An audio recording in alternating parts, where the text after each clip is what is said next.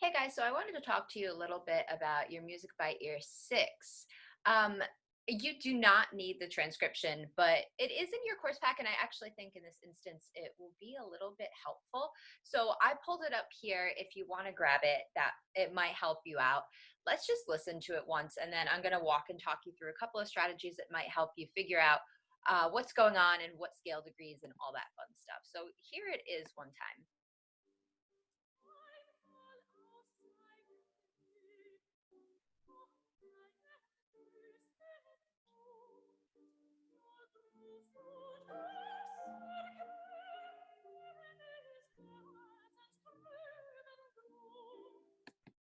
All right, so let's talk about what we have going on, and namely what you're going to do as far as singing this for me on numbers.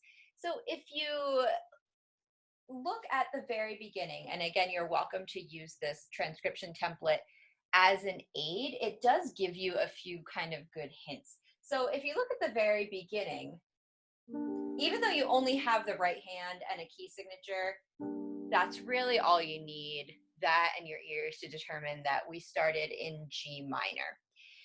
So we kind of noodle around in G minor, and it's obvious from just the right hand in the piano what's going on. And as you listen to the first two measures of the melody, it sounds very much like we hit a cadence. So if you're looking at measure two, beat three, we're here.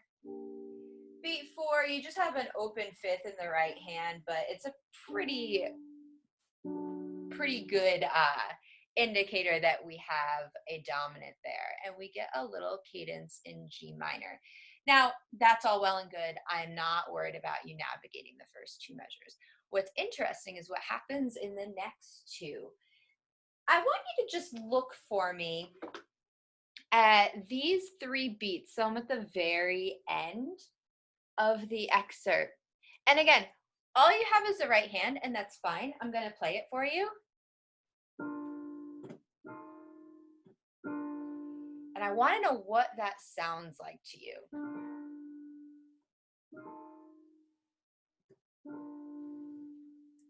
And if I do add a left hand of sorts into it,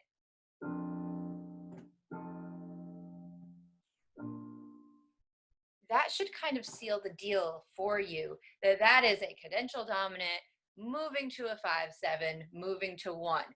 However, if you look at the notes that you're dealing with there, that does not look like a cadential dominant and a 5/7 in G minor anymore. Another big hint, again, is just if you just look at the piano part, is that we are suddenly missing our G minor leading tone, right? We see all these F sharps in the first two measures. That's our leading tone in G minor. And all of a sudden we move to F naturals. So what is going on here? Our past couple melodies, we've been talking about motion to the dominant, where we see sharp 4 as our signal. Now we have something that's slightly different. So again, going back to those last three chords,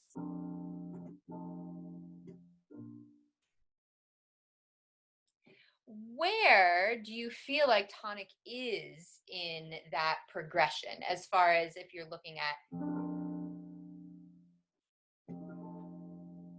the right hand line, feels and looks a lot like 1/7. And so if B flat is 1, that tells us that we have moved not to the dominant, but to the relative major. So what that means for you is you are going to have to change your numbers. And a really good and logical place to do it is right here between phrases. So you're going to give me G minor numbers here.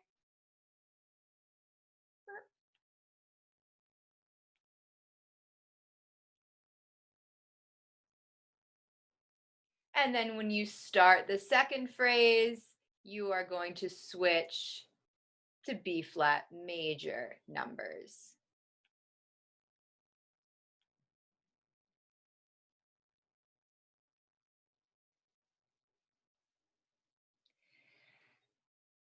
I think that should set you up pretty well.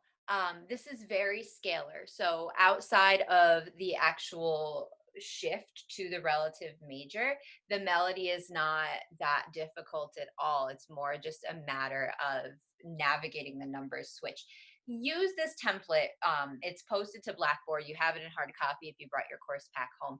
Use the template, especially right here. You've got some leaps in the vocal line, but they're actually shadowed by the piano. So it helps you out in terms of navigating what's going on. All right, I hope that was helpful. You will sing this for me on numbers. Does not need to be from memory. You're welcome to write it out on the template and sing it from there. But you will perform this for me on numbers while conducting. Make sure you switch your numbers at the phrase break. If you've got questions, hop into office hours. Otherwise, I will see you guys soon.